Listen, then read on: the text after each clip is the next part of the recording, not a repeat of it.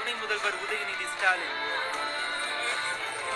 பேசுறானுங்க வாயில என்னென்னமோ வந்து முதலமைச்சர் இதுவா கண்காணிக்கப்படுதா என்று அவசர கால கட்டுப்பாட்டு அறைக்கு சென்று அதிரடி ஆய்வு.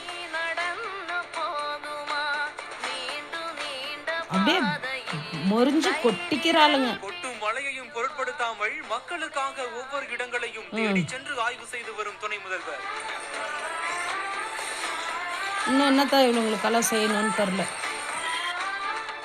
இப்படித்தான் ஜெயலலிதா அம்மா வந்து நடந்துன்னு வந்தாங்க, இப்படித்தான் சீமான் இதில் நடந்துன்னு வந்துருந்தா, இதில் தான் ஒவ்வொருத்தரும் கட்சிகளில் இப்படிதான் விஜய் முக்கியமாக டிவிகேலேருந்து இவங்க நடந்து வந்துருக்கிறான். தண்ணீர் தேங்கி நிற்கக்கூடிய சூழலும் ஏற்பட்டிருக்குது. இதனை அடுத்து தேங்கி நிற்கும் மழைநீரை உடனடியாக வெளியேற்றும் பணியில சென்னை மாநகராட்சி ஈடுபட்டு வராங்க.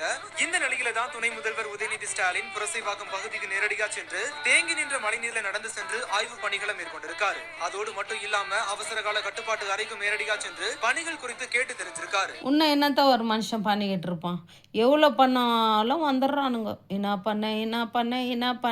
பண்ண எந்த பண்ணை, கோழி பண்ணை, மயிர் பண்ணை, மட்டு பண்ணு.